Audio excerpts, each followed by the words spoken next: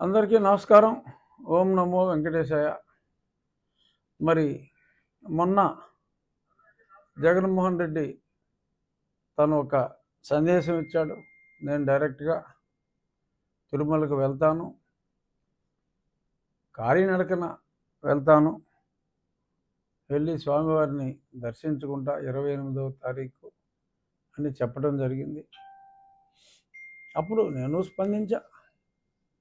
చాలామంది పార్టీ నాయకులు అందరూ కూడా, నారా లోకేష్ గారితో సహా అందరూ కూడా, మీరు క్రిస్టియన్ కాబట్టి డిక్లరేషన్ ఇచ్చి వెళ్ళండి అని చెప్పారు. దానికి గతంలో చైర్మన్గా చేసిన కరుణాకర్ రెడ్డి గారు కానీ, సుబ్బారెడ్డి గారు కానీ వారి మనోభిప్రాయం. మరి గతంలో 5 సార్లు గుడికి వెళ్ళారు. బ్రహ్మోత్సవాలప్పుడు వస్త్రాలు సమర్పించారు. మరి అప్పుడు ఎలా వెళ్ళారు అని అడుగుతున్నారు. అదొక అర్థం లేని వితండ వాదన. అప్పుడు ఎలా వెళ్ళారంటే, మీరు చైర్మన్ కాబట్టి వెళ్ళాడు. అడగవలసిన మీరే కంచె చేను మేస్తే అన్నట్టు హిందూ ధర్మాన్ని పరిరక్షించవలసిన మీరు, అతను మీ నాయకుడు కాబట్టి తలొగ్గి సాంప్రదాయాలను తుంగలో తొక్కి, మరి అబ్దుల్ కలాం లాంటి వారు కూడా ప్రెసిడెంట్ ఆఫ్ ఇండియాగా is the owner of the country in another way చెప్పాలంటే, మరి ఆయన కూడా మీ మత సాంప్రదాయాలు ఉంటాయి, నేనేం చేయాలి అంటే ఆయనే ఆ డిక్లరేషన్ తీసుకురమ్మని ఆయన సైన్ చేసి ప్రెసిడెంట్ ఆఫ్ ఇండియా గారు అబ్దుల్ కలాం గారు వెళ్ళారు. సరే, జగన్మోహన్ రెడ్డి గారిని కూడా అప్పుడు అడగబోతే చిచ్చి అన్నాడు ఆయన. ఆయన చెప్పులు వేసుకుని కూడా కొంతలోకి వెళ్ళిపోయాడు. అప్పుడు అవన్నీ మనం చూసాం. ఇప్పుడు సరే కాలినడకను మళ్ళీ వెళ్తానంటున్నాడు ఆయన. ఏమో భగవంతుడి నుంచి పిలుపు వచ్చిందేమో అని కూడా నేను చెప్పా. సో బహుశా అక్కడికి వెళ్ళి ఆయన చేసిన తప్పుని క్షమించమని, తెలిసి జరిగినా తెలియక జరిగినా తప్పే కనుక నా నాయకత్వంలో నా ప్రభుత్వంలో మరి ఇలాగ నీకు అపచారం జరిగిందని తెలిసింది, నన్ను క్షమించు దేవుడా అని చెప్పి ఆయన ప్రార్థించాలన్న ఒక మంచి ఆలోచన రాక వచ్చిందేమో అని నేను భావించా. స్టార్టింగ్లోనే ఒక తూర్చు మరి గత చైర్మన్ గారు చెప్పారు ఏంటంటే, ఆయనకి కాలు బెనికిందో సంథింగ్, ఆయనకి ఎప్పుడు కావాలంటే ఆయన కాలు ఆయన కంట్రోల్లో ఉంటుంది. గతంలో కూడా కోర్టులకు వెళ్ళాల్సినప్పుడు కాలు బెనికిందని చెప్పి మణిపాల్ హాస్పిటల్కి వెళ్ళి వచ్చారు, కాలు బాగోలేదని. మరి అలా మళ్ళీ కాలు బాగోలేదు ఆయనకి. సరే ఓకే, డైరెక్ట్గా కారెక్కి కొండ మీదకి వస్తానన్నారు. కానీ మరి డిక్లరేషన్ గురించి అయితే గట్టిగా ఇన్సిస్ట్ చేశారు. మరి డిక్లరేషన్ ఇస్తే ఆయనకి ఏమైనా ఇంట్లో ప్రాబ్లమ్స్ ఉన్నాయేమో నాకు తెలియదు. మరి ఒకవేళ డిక్లరేషన్ నాకు ఆ మతం పట్ల విశ్వాసం ఉందంటే, మరి నాకు స్నేహితులైన కొందరు క్రిస్టియన్ ఫ్రెండ్స్ చెప్పింది ఏంటంటే, బైబిల్ ప్రకారం యేసుక్రీస్తు ఆయన ఒక్కడే దేవుడు, మిగిలిన వారిని పూజించకూడదు అని చెప్పి ఉందట. ఏమై ఉందా? ఉంది కదా, ఏ ఇతర దేవుణ్ణి పూజించకూడదని ఉంది. మరి ఈయన నాకు ఈ దేవుడి మీద కూడా నాకు నమ్మకం ఉందని చెప్పి డిక్లరేషన్ ఇచ్చి, మరి అంటే గతంలో ఆయన నాటకం ఏమో మరి తెలియదు, డిక్లరేషన్ ఇచ్చి మరి పూజిస్తే మరి రెండుకి చెడ్డ రాముడు అయిపోతాడేమో, అటు క్రైస్తవులు కూడా ఈయన్ని చదిస్తారేమో. మరి అప్రచాతంగా క్రైస్తవుల ఓట్లు బాగా పడుతున్నట్టున్నాయి ఆయనకి. మరి అలాంటిది ఏదైనా జరుగుతుందని ఆయన భావించాడేమో. ఎందుకంటే యేసుక్రీస్తు ఆయన స్వయంగా ఆయన చెప్పడం జరిగింది. ఎందుకంటే 2000 సంవత్సరాల క్రితమే కాబట్టి తను ఒకడే యేసుక్రీస్తు వారు యెహోవా ఒకడే దేవుడు, ఇంకెవరిని పూజించరాదు అని చెప్పి అది స్టార్ట్ అయింది. ఓకే, ఒక చిన్న ప్రాంతంలో స్టార్ట్ అయింది. ఆ ఊర్లో అలా చెప్పి ఉండొచ్చు. తర్వాత అది విశ్వవ్యాప్తి చెందింది ఆ మతం. ఏదైనా మతంలో మంచి పాయింట్ లేకపోతే విశ్వవ్యాప్తి చెందదు, చెందింది. బట్ దాన్ని ఫాలో అవ్వమంటున్నాం. మరి ఆయన అది ఫాలో అవ్వక మన మత విశ్వాసం ఎవరైనా అన్య మతస్థుడు వస్తే గుళ్ళోకి ఎంట్రీ లేదని చెప్పట్లేదు. ఓ సంతకం పెట్టి ఈ దేవుడి మీద కూడా మా దేవుడి మీద కూడా నమ్మకం ఉందని చెప్పి ఓ సంతకం పెట్టి రమ్మంటం జరిగింది. మరి ఈయనకి ఆ సంతకం పెడతాం ఇంట్రెస్ట్ లేదు. మరి దానికి మరి ఇప్పుడు పోలీసులు కూడా గట్టిగా మోహరించి ఎటువంటి ఇబ్బంది లేకుండా ఆయన రాయించుకోవాలన్నా ఎటువంటి అవకాశం లేకుండా మరి ఒక పద్ధతి ప్రకారం చంద్రబాబు నాయుడు గారు పోలీసులను ఆర్గనైజ్ చేశారు.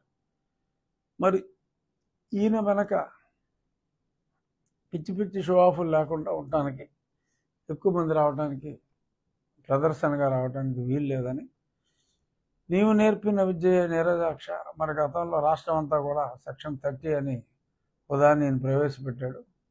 అది కేవలం తిరుపతి అలిపిరి దారి వరకు మరి ఆ ప్రాంతంలో ఇది పెట్టారు. పోలీస్ సెక్షన్ 30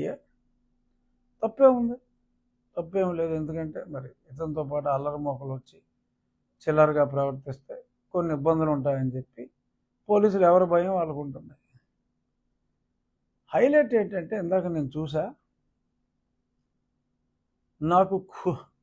నాకు మతం లేదు, నా మతం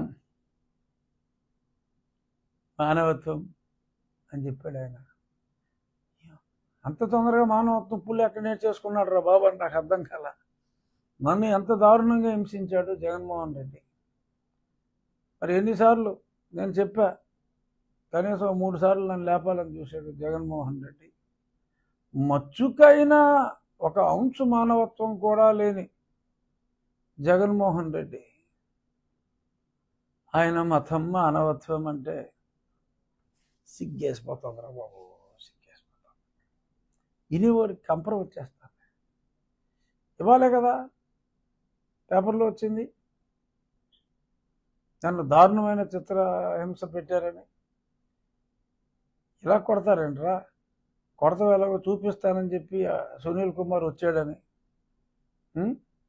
వీళ్ళు చూపెడితే ఇది చాలదని చెప్పి ఈయన పయ్యోడికి చూపెడతాం కోసం చిత్రహింస డోస్ పెంచి నా గుండెల మీద కూర్చుని నన్ను ఎంత దారుణంగా ఆ మంచం విరిగిపోయినా సరే అలాగే పడుకోబెట్టి చెత్త కొట్టారని చెప్పి అప్పుడు నేను చెప్పాను, ఏమైందమ్మా జగన్మోహన్ రెడ్డి, వీడియో చూసినప్పుడు నీ మతమైన మానవత్వం చచ్చిపోయిందా? నీ మానవత్వం చెప్పు. సో ఇలాంటి పిచ్చి పిచ్చి డైలాగులు ఆత్రేయ గారు అద్భుతంగా రాసేవాడు. అలాంటి డైలాగులు మరి జీవిడి కృష్ణమోహన్ గారు రాసిచ్చాడా, ఇంకెవడు రాసిచ్చాడో కానీ మతం మానవత్వం అని ఎటువంటి మాటలు మాట్లాడేయటం చాలా చిరాగ్గా ఉంది. ఎనీహో సరే, ఆ మాటలు ఎవడో నమ్మడం అది వేరే విషయం. కానీ ఇప్పుడు మరి కేవలం ముఖ్యమంత్రి కింద ఉండగానే, బుల్లెట్ ప్రూఫ్ బస్సులో ఉండగానే చెట్టు మీద ఎవడన్నా బాణం వేస్తాడా, తుపాకుతో కాలుస్తాడనే భయంతో మరి చెట్లు నరికిన మహానుభావుడిగా కీర్తించబడ్డ జగన్మోహన్ రెడ్డి మరి అంతేసి మందిని వేసుకెళ్ళిపోతే కుదరదమ్మా, లిమిటెడ్గా రావాలమ్మా, నీ దర్శనానికి అన్ని ఏర్పాట్లు చేస్తావమ్మా, కానీ డిక్లరేషన్ మస్ట్ అమ్మా అని అన్న వెంటనే ఒక రాష్ట్ర ముఖ్యమంత్రిని, మాజీ ముఖ్యమంత్రిని దేవుని దర్శనానికి కూడా చూడనివ్వకపోవడం బాధ అనిపిస్తుంది. ఒక ఎంపీని 4.5 సంవత్సరాల పాటు కాన్స్టిట్యున్సీకి రానివ్వలేదు కదరా బాబు. ప్రధానమంత్రి వస్తే రైల్లో వేసేయమన్నావు కదరా బాబు. After all your an MLA, might be a next chief minister. How does it matter? X is X. X అంటే ఇంకేం ఉండదమ్మా. ఎక్సెల్కి ఏమి పెద్ద బీభత్సమైన మర్యాదలు ఉండమమ్మా. ఎవరైనా ఎమ్మెల్యే నీతో పాటు ఎంతమందిని అలౌ చేస్తారు? 6గురిని అంతే. ఎమ్మెల్యేకి అంతకన్నా ఉండదు. ఇంక వేరే పెద్దగా ఎమ్మెల్యేలు ఎవరు లేరు. మీ పార్టీలో ఉన్న ఇంకో బ్యాలెన్స్ 10 మందిని కూడా రమ్మన్నా 10 6 60 మందే.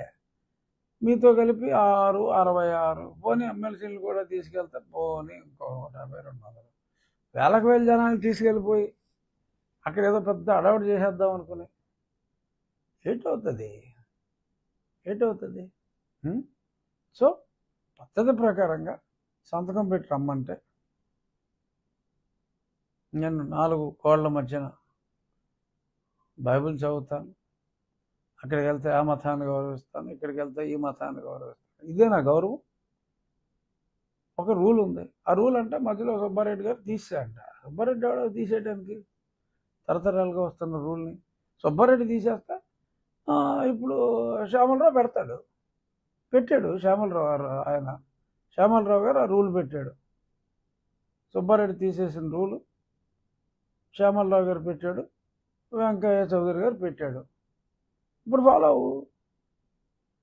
సుబ్బారావుకి తీసేసే హక్కు ఉంటే శ్యామలరావు గారికి పెట్టే హక్కు లేదా? ఆ రూలు పాత రూల్ని పునరుద్ధరించే హక్కు లేదా? సో ఎక్స్ చీఫ్ మినిస్టర్ అయితే అయ్యుండొచ్చు, is present MLA. So present ఎమ్మెల్యేకి ఎక్స్ చీఫ్ మినిస్టర్కి ఎన్ని కావాలంటే అన్ని ఎత్తే ఒప్పుకోరమ్మా. అరే ఇప్పుడు ఎమ్మెల్యే కాబట్టి అది కూడా, లేకపోతే ఎక్స్ చీఫ్ మినిస్టర్ లెటర్కి ఏ వాల్యూ ఉండదు.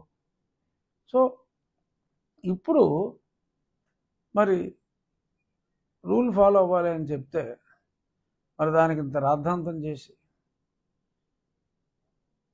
మాట్లాడుతున్నారు. తర్వాత ఇప్పుడు ఏదన్నా రిజెక్ట్ అయితే CFTRIకి పంపుతారు. NDDBకి ఎందుకు పంపారో అర్థం కావటం లేదన్నారు. NDDB is national dairy development board, Gujarat రాష్ట్ర ప్రభుత్వంది. మదర్ డైరీ అనే మోస్ట్ పాపులర్ బ్రాండ్ వాళ్ళది. కురియన్, ద వైట్ రెవల్యూషన్, ఆ మిల్క్ రెవల్యూషన్ కురియన్ చేత స్థాపించబడింది. తర్వాత ఆయన అక్కడి నుంచి బయటకు వచ్చి మీ అమూల్ అని ఎందుకంటున్నానో మీకు అర్థమవుతుంది. సో మీ అమూల్లో మరి ఆయన స్టార్ట్ చేసి దాన్ని కూడా విజయవంతం చేశారు. సరే ఆంధ్రాలో మీరు ఎంత లేపాలన్నా అమూల్ వాళ్ళు లేకపోయాడు, అది వేరే విషయం. కానీ ఏముంది ఇప్పుడు మదర్ డైరీ ఆర్జుడు, NDDB ఈజ్ ది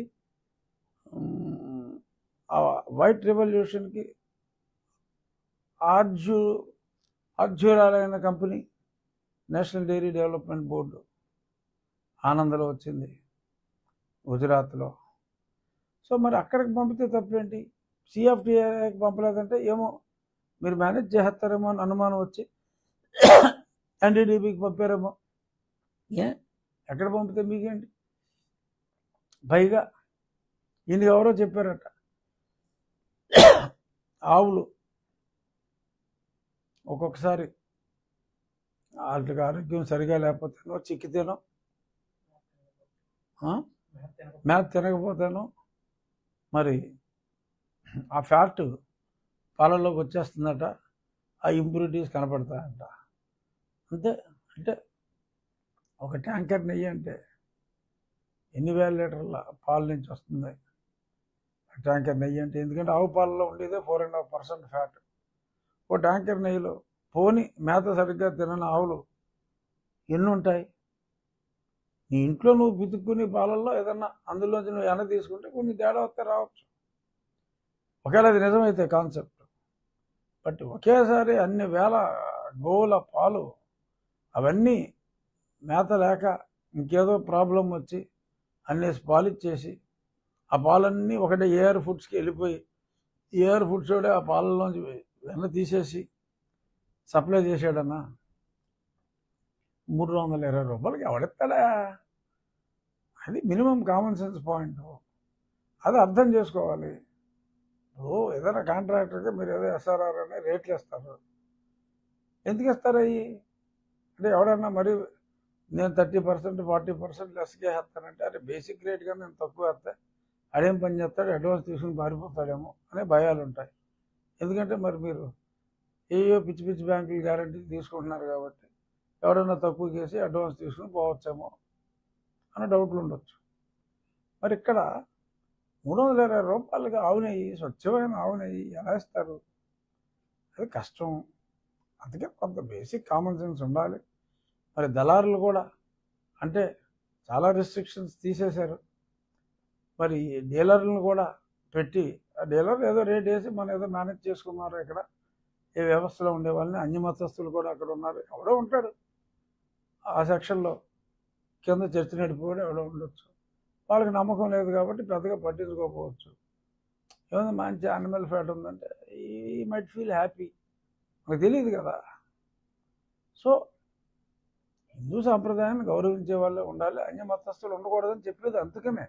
ఇలాంటివి జరుగుతాయని ఇవన్నీ మానేసి మళ్ళీ దానికి ఒక విశిష్టతని, ఆ లడ్డు యొక్క ప్రాశస్త్యాన్ని పునరుద్ధరించి ప్రక్షాళన చేసి మరి అన్ని సంప్రోక్షణలు చేసి తిరిగి ఒక మార్గంలో పెట్టిన చంద్రబాబు నాయుడు గారిని విమర్శిస్తూ మరి మీరు రాజకీయం చేయాలి అని అనుకుంటే మరి దానికి కుదరనందుకు ఇంత దారుణంగా మీరు మాట్లాడి, అసలు మెయిన్ వెంకటేశ్వర స్వామి దగ్గర నుంచి పిలుపు రాలా మనవాడికి ఈ పాపిని చూచుటకు. మరి ఆయన అంగీకరించలేదేమో నాకు తెలియదు. నిన్న నేను చెప్పా, వెంకటేశ్వర స్వామి దగ్గరికి ఎవరు వెళ్ళాలన్నా పిలుపు రావాల్సిందే, లేకపోతే వెళ్ళలేరని. మరి నేను వెళ్తున్నాను ఇవన్నీ చెప్పాడు కాబట్టి నిజంగా పిలుపు వచ్చిందేమో అనుకున్నా. మరి ఆయన ఎందుకనో మరి పెద్ద ఆయన కనపడుతుందా లార్డ్ వెంకటేశ్వర స్వామికి మరి ఈయన్ని 28వ తారీఖు చూడటం ఇష్టం లేనట్టుగా ఉంది.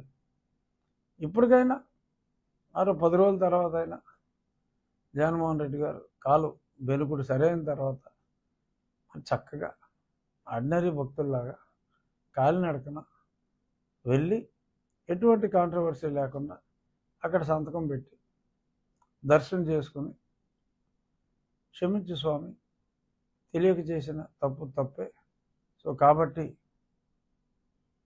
నన్ను అనుగ్రహించు అని చెప్పి కోరుకోవడంలో తప్పులేదు. ప్రశాంతంగా వెళ్ళండి, నిన్ను మనసుతో సేవించుకోండి. ఎవరో అబ్జెక్ట్ చేయరు, నేను సంతకం పెడతాను అని చెప్పి వెళ్ళండి. లేదు వదిలేయి, అది ఎవడు వెళ్ళమన్నాడు? ఈ కాంట్రవర్సీ ఎవడు చేయమన్నాడు? మిమ్మల్ని ఎవరన్నా వెళ్ళమన్నారా? మీరే తగుదనమ్మా అంటే సిద్ధమైపోయారు. మళ్ళీ మీరే కాలు బెనికిందన్నారు, నడవలేనన్నారు. మళ్ళీ ఇదిగో అలా చేస్తున్నారు, ఇలా చేస్తున్నారు అని చెప్పి మీ గతంలో మీరు చేసిన ముఖ్యమంత్రిగిరి అన్నీ గుర్తు చేసుకుని తీవ్రమైన ఆవేదన అక్కడక్కడ చిరునవ్వుతో ఈ ఆవేదన వెదజల్లారు. కానీ ఎవడో పెద్దగా పట్టించుకోవట్లా. సరే, ఇక ఈ ఇష్యూ పక్కన పెడితే ఈరోజు ఉదయం మనం చూసాం ఈనాడు పేపర్లో స్పష్టంగా ఫ్రంట్ పేజ్ తర్వాత 5వ పేజీలో పివి సునీల్ కుమార్ గారి దాష్టీకం, అక్కడ సెంట్రీతో సహా మొత్తం అన్ని స్టేట్మెంట్స్, ఏ రికార్డులు, డాక్టర్ ప్రభావతి ఎలా ప్రభావితమైంది, ఇవన్నీ కూడా వచ్చినాయి. గైడ్ బుక్ లాగా, టెక్స్ట్ బుక్ కూడా త్వరలో డెఫినెట్గా 3-4 రోజుల్లో రావచ్చు. ఇటువంటి నేరస్తుడైన PV Sunil Kumar and his gang leader అన్నమాట ఇతడు. ఆయన ఏదో ఎయిమ్స్ అనే సంస్థ పెట్టాడు, సమాజాన్ని ఉద్ధరిస్తా అంట, ఏదేదో చేస్తా అంట. ముందు నీ ఉద్యోగం నువ్వు సరిగ్గా చేయలేవు. ఇలా హింసించేస్తావా? చంపేయాలని చూస్తావా? ఆడు చంపేయమంటే సినిమా చూపిస్తావా? నీకు సినిమా చూపెడితే కొట్టాల్సింది ఎలా కదరా, కోటింగ్ వేరే ఇవ్వాలని చెప్పి వచ్చి కొట్టి మరీ చూపెడతావా? వాళ్ళు నీకు చూపెట్టినట్టు నువ్వు నీ పయ్యోడికి చూపెడతావా? చంపేస్తారా? కేవలం ఎన్నోసార్లు నేను చెప్పా, వెంకటేశ్వర స్వామి దయతోనే నేను 3 అటెంప్ట్లు జగన్మోహన్ రెడ్డి దగ్గర నుంచి మిస్ అయ్యాను. అక్కడ తెలంగాణలో రాజీనామా చేసిన ఒక మాజీ ఐపీఎస్ స్టీఫెన్ రవీంద్రతో కలిసి ఒకసారి కుట్ర చేశారు, అది మిస్ అయ్యా. ట్రైన్ ఎపిసోడ్లో మిస్ అయ్యా. ఇదిగో ఇక్కడ ఆ రోజు ఇప్పుడు 4 సంవత్సరాలుగా వదలకుండా పట్టు వదలని విక్రమార్కుల్లాగా మరి పోరాడుతూ ఉంటే ఇప్పుడు మళ్ళీ చంద్రబాబు నాయుడు గారు ముఖ్యమంత్రిగా పదవి స్వీకారం చేసిన తర్వాత నాకు అప్పుడు జరిగిన అన్యాయానికి స్వాంతన దిశగా మరి ఇప్పుడు ఒక కొలిక్కి వచ్చినట్టుగా ఈరోజు పేపర్ న్యూస్ ప్రకారం తెలిసింది. మరి ఇంకా విజయపాల్ ఇంకెక్కడ దాక్కున్నాడో, మరి ఎప్పుడు దొరుకుతాడో చూద్దాం. ఇంకెక్కడికి ఎన్ని రోజులు తప్పించుకుంటాడు. వెంకటరెడ్డి దొరికేశాడు, అలాగే అందరూ దొరుకుతారు, టైం రావాలంతే. So Sunil Kumar has to be arrested. అంత స్పష్టంగా పేపర్లో కూడా మరి అతనే వచ్చి కొట్టాడని చెప్పి వాంగ్మూలాలు కూడా ఇచ్చిన తర్వాత ఇంకా ఉపేక్ష తగదు. మరి ఈ హ్యాస్ టు బి అరెస్టెడ్. నిన్ననే ఎవడో కోనసీమలో పెట్టాడు, Vijaypal and PV Sunil Kumar real heroes, జాతి సంరక్షకులు, రఘురామరాజుని మరి హింసించారంటే నిజంగా వాళ్ళు చాలా గొప్ప వాళ్ళు. ఎవరైనా సరే రఘురామరాజుని కొడితే వాళ్ళని దేశభక్తుడిగా, స్వాతంత్ర పోరాటం కోసం జైలుకి వెళ్ళిన వాడిగా చూస్తామని అడ్రస్ చెప్పకుండా కొద్దిమంది రాశారు. మీకు దమ్ముంటే అడ్రస్ చెప్పండి. ఆ రాసినోడి అడ్రస్. అప్పుడు ఎవరు దేశభక్తులు అన్నది మనం చూడొచ్చు. ఈరోజు ఇంకొక 2 రోజుల్లో ఖచ్చితంగా సునీల్ కుమార్ అరెస్ట్ అవ్వాలి, అయి తీరాలి. మరప్పుడు ఆయన భక్తులు ఏమని మాట్లాడతారో చూడాలి. అటువంటి అధికారి గురించి గొప్పగా ఏమని చెప్పుకుంటారో చూడాలి. నన్ను కొట్టాడు కాబట్టి సునీల్ కుమార్ హీరో అయిపోయాడా, విజయపాల్ హీరో అయిపోయాడా, మిగిలిన అందరూ హీరో అయిపోతారా చూద్దాం. నేను రాజ్యాంగంలో ఉన్నదే చెప్తున్నా. ఈరోజు నాకు ఒక కంప్లైంట్ వచ్చింది. మరి ఆ కంప్లైంట్లో 21లో ఎస్సీ ఎస్టీ అట్రాసిటీ కేసు పట్టబడ్డ ఒక వ్యక్తి వీళ్ళెళ్ళి అతని కన్ను పోగొట్టేసి తిరిగి మళ్ళీ అతనే కొట్టాడని చెప్పి ఒక ఎస్సీ ఎస్టీ అట్రాసిటీ కేసు పెట్టి ఏలూరుపాడులో 44 రోజుల పాటు అతన్ని జైల్లో పెట్టారు. ఇందాక రిప్రజెంటేషన్ వచ్చింది, ఏలూరుపాడు వాళ్ళు వచ్చి ఇచ్చారు, దోసారి పట్టరా. సో మరి అందులో చాలా స్పష్టంగా కోనా జోసెఫ్ అనే వ్యక్తి మరి కంప్లైంట్ ఇచ్చాడు. కోనా జోసెఫ్ కాలేజ్ సర్టిఫికెట్లో చాలా స్పష్టంగా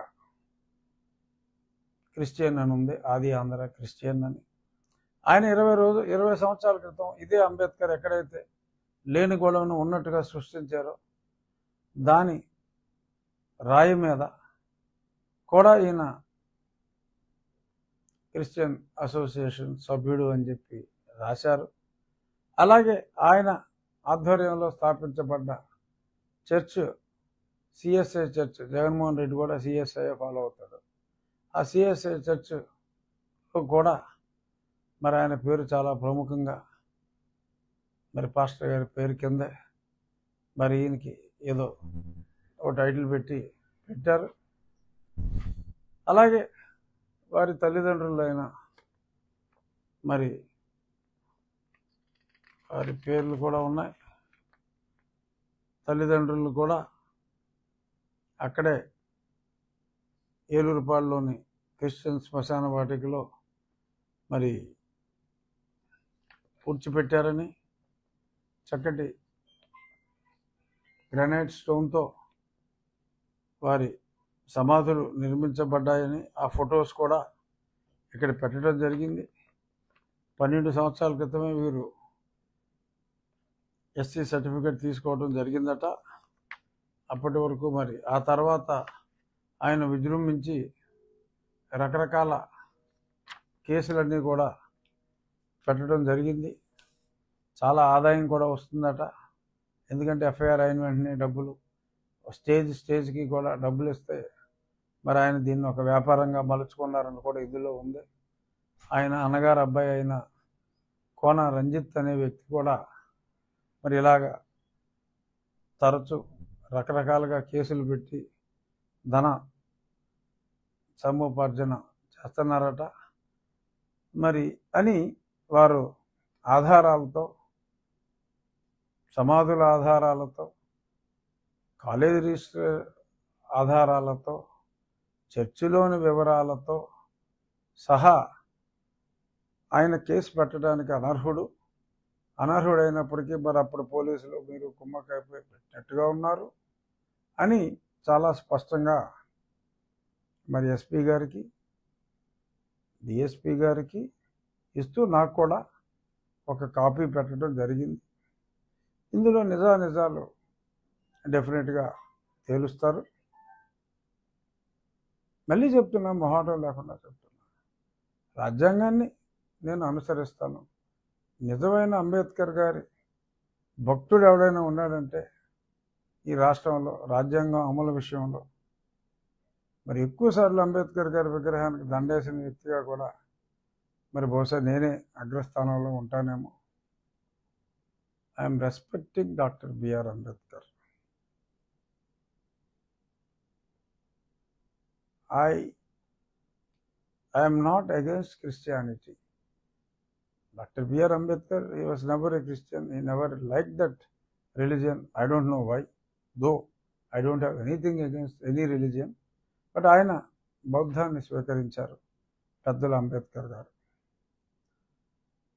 ఇప్పుడు నేను చట్టాన్ని ఫాలో అవ్వండి, రాజ్యాంగాన్ని ఫాలో అవ్వండి అంటే భూమి బద్దలైపోద్ది, అది కలిపేస్తా, ఇది కలిపేస్తా, అసలు కొట్టేస్తే అవార్డు ఇస్తా అని ఇలా రకరకాలుగా మాట్లాడటం అది ఎంతవరకు సమర్థనీయం? విజ్ఞులైన ప్రజలు ఆలోచించండి.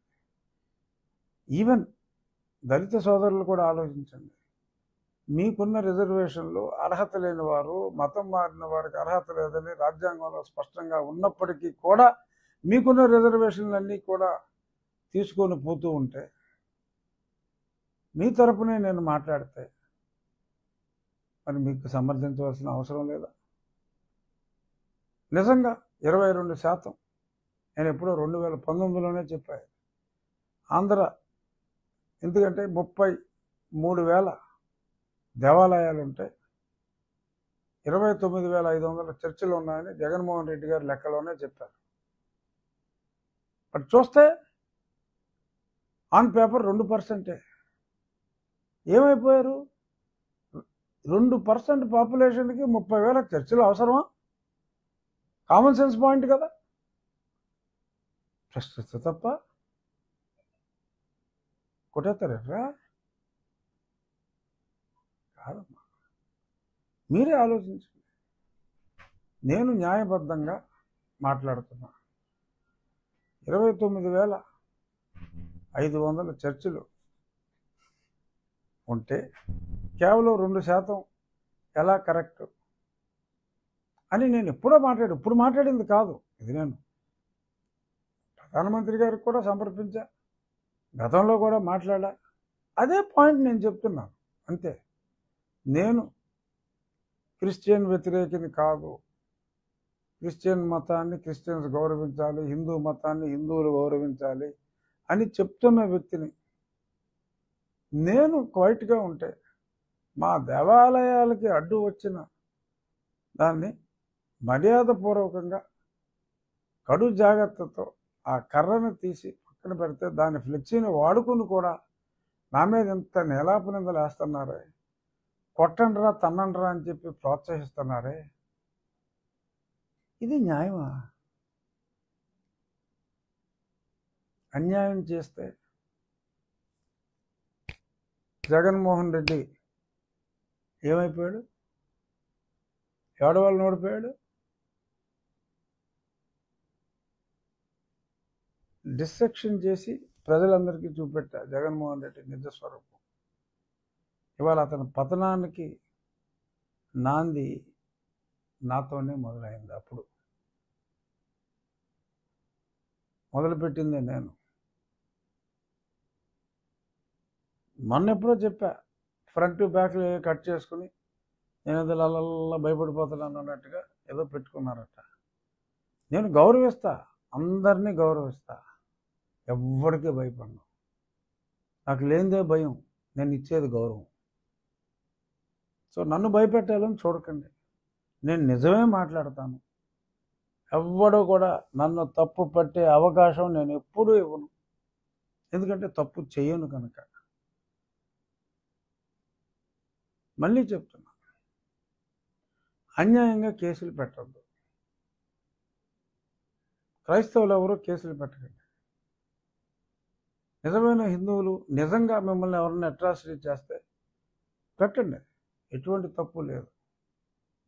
బట్ మతం మారిన తర్వాత మతం మారితే మేము పెట్టకూడదు కేసులు, ఊరుకోరే అని అంటారా? భయపెట్టేస్తారా? చాలా తప్పు చేశానా ఏంటి? అంబేద్కర్ గారి రాజ్యాంగాన్ని ఫాలో అవటం నేరమా? అంబేద్కర్ గారిని మనస్ఫూర్తిగా గౌరవించడం నేరమా? ఎనీహౌ, నేనే తప్పు చేయలేదు. అంబేద్కర్ గారిని ప్రేమించాను, గౌరవించాను, ఎటువంటి అగౌరవం చేయలేదు అని మళ్ళీ చెప్తున్నా. ఎందుకంటే తప్పుడు వార్తలు నమ్మేవాడిని నేనేమీ చేయలేను, నమ్మించాల్సిన అవసరం కూడా నాకు లేదు. నాలాగా అంబేద్కర్ గారి ప్రేమికులు చాలామంది ఉండొచ్చు, అన్య కులాల్లో, అన్య మతాల్లో. ఒకవేళ వారి మనసు ఏమన్నా నేను నొప్పించుంటే, అయ్యా నేనేమి తప్పు చేయలేదు అని చెప్పి నేను ధైర్యంగా చెప్తున్నా. తప్పుడు మాటలు వినొద్దు అని చెప్తున్నా. కానీ రాజ్యాంగ వ్యతిరేకాన్ని నేను సహిస్తూ ఊరుకోను అని కూడా చెప్తున్నా. ఎవరైతే తప్పుడు కేసులు పెట్టారో, ఒక వ్యక్తి కన్ను పోగొట్టారో, there will be an enquiry undoubtedly. వారు చట్ట ప్రకారం రాంగ్ సర్టిఫికెట్తో అప్టైన్ చేస్తే, రాంగ్ సర్టిఫికెట్ రూల్స్ ఉన్నాయి, they would be punished with penalty and imprisonment. So కాబట్టి తప్పు చేయొద్దు, తప్పును ప్రశ్నిస్తే అల్లరి చేసుకోవద్దు. ఇదే మళ్ళీ మళ్ళీ కూడా నేను నిండు మనసుతో చెప్తున్నా. Please don't mistake me. I did not do anything wrong. I have great regard for all religions. I have great regard for Dr. Bhimrao Ramji Ambedkar. And పూర్తి పేరు తెలుసా? Bhimrao Ramji Ambedkar. He is a Hindu. He was never a Christian. మా అందరికీ దండేసే హక్కు ఉంది. ఆ పేరులో రావడం ఉన్నాడు, ఆయన పేరులో రావడం ఉన్నాడు, మా అందరికీ ఆయనకు దండేసే హక్కు ఉంది. దండల్లో కూడా ఏనివట్ల. సో అది కరెక్ట్ కాదు. జై భీమ్, జై రామ్, జై హింద్. ప్రశ్నలు ఉన్నాయా? అంతే. ఆయన డిక్లరేషన్ ఇస్తే ఆయన ప్రాబ్లమ్స్, హోమ్ ప్రాబ్లమ్స్ రావచ్చు, మెనీ ప్రాబ్లమ్స్ రావచ్చు. అందరూ ఇచ్చారు. ఎప్పుడు కూడా జగన్మోహన్ రెడ్డి సతీ సమేతంగా రాలా. ఎందుకంటే తనకి ఇష్టం లేదు. తను ట్రూ క్రిస్టియానిటీ ఫాలో అవుతాను, తప్పులేదు. ఈయన అసలు రానంటే గొడవ లేదు, వచ్చి సంతకం పెట్టనని చెప్పి మారం చేయడం తప్పు. అది అన్య మతాన్ని నేను గౌరవిస్తాను అని చెప్పినప్పుడు గౌరవించాలి, ఆ మత సాంప్రదాయాన్ని గౌరవించాలి. అదే డిక్లరేషన్ ఇచ్చినా కూడా గురువారప్ప టెంపుల్కి రానివ్వరు, యేసుదాస్ గారు లాంటి మహానుభావుడిని రానివ్వాల. ఎందుకంటే అక్కడ డిక్లరేషన్ సిస్టమ్ లేదు, వాళ్ళు రానివ్వరు అంతే. జగన్మోహన్ రెడ్డి వెళ్ళిపోగలరా? ఏదో ముఖ్యమంత్రి కాబట్టి రోపు చేసి వెళ్ళిపోయాడు. వేరే వాళ్ళు ఎవరో కూడా వెళ్ళరు, అన్య మతస్థులు అక్కడికి రానివ్వరు కాబట్టి. ఎంతోమంది కమ్యూనిస్టులు అక్కడ, క్రిస్టియన్స్ కూడా కేరళలో కాంగ్రెస్ పార్టీ నుంచి కూడా అయ్యారు. None of them could enter Guruvayurappa temple. ఎందుకంటే ఆ టెంపుల్ రూల్ అలా పెట్టుకున్నారు, ఆ దేవాలయం రూలు. సుబ్బారెడ్డి లాంటి వాళ్ళు అక్కడ లేరు చైర్మన్గా, ముఖ్యమంత్రి వచ్చినప్పుడు మార్చేయడానికి. సో ఏ దేవాలయం రూల్స్ ఆ దేవాలయానికి ఉంటాయి. నీకు ఇంట్రెస్ట్ ఉంటే ఫాలో అవ్వు. దేవుడు విశ్వవ్యాప్తంగా ఉన్నాడు, అక్కడికి వెళ్ళి కాంట్రవర్సీ ఎందుకు చేయాలి? మా ధర్మాన్ని మేము గౌరవించుకుంటున్నాం, అన్య మతస్థుల్ని గౌరవిస్తున్నాం. ఒక డిక్లరేషన్ ఎవరో బాబు అన్నాం. సోనియా గాంధీ గారే డిక్లరేషన్ ఇచ్చెళ్ళారు. ఆవిడ సర్వాంతర్యామగా దేశాన్ని పరిపాలించారు. ప్రజాస్వామ్యాల్లో డైరెక్ట్గా కాకపోయినా, ప్రధానమంత్రి కాకపోయినా, ప్రెసిడెంట్ కాకపోయినా షీ వాజ్ పవర్ఫుల్, అందరికీ తెలిసిందే ఆ రోజుల్లో. బట్ ఆవిడ కూడా సంతకం పెట్టారు. సో ఇందిరాగాంధీ అప్పుడు ఆవిడ హిందూ, బట్ ఏమన్నా రూల్స్ ఉన్నాయని కూడా అడిగింది ఆవిడ. లేదు మీకు ఏదేమో ఇబ్బంది లేదు చెప్పారు. ఎవరైనా అడుగుతారు, ఎందుకంటే ఎంత గొప్పవాడైనా గుళ్ళోకి వెళ్ళేటప్పటికి అతను ఒక సాధారణ భక్తుడు. దేవుడి ముందు ఎవడైనా తలంచాల్సిందే. బాగున్నావా అని ప్రధానమంత్రి అయినా కూడా అండం. దేశానికి పాలకుడు కావచ్చు, రాచరిక రోజుల్లో కూడా ఎవరైనా దేవుడి ముందు తల దించాల్సిందే. నేను రూల్స్ మార్చేస్తాను, మా సుబ్బారెడ్డి ఉన్నాడు నా కోసం రూల్ మార్చేసాడంటే ఇప్పుడు లేడు కదా సుబ్బారెడ్డి, ఆ రూల్ ఎందుకుంటాం? ఉండదు. చూద్దాం మరి ఆయనకి భగవంతుడు, ఆయన మనిషి మారితే అవకాశం తక్కువ, భగవంతుడు ఆయనకు దర్శనం అవకాశం ఇవ్వాలని కూడా కోరుకుంటున్నా. అలాగే ముగించే ముందు మరొక్కసారి I'm the true follower of doctor BR Ambedkar గారు అని మరొక్కసారి, భీమ్రావ్ రామ్జీ అంబేద్కర్ గారు అని మరొక్కసారి సవినయంగా తెలియజేస్తున్నాను. But at the same time నాకు లేనిది భయం, నాకున్నది గౌరవం. I'm repeating. Thank you.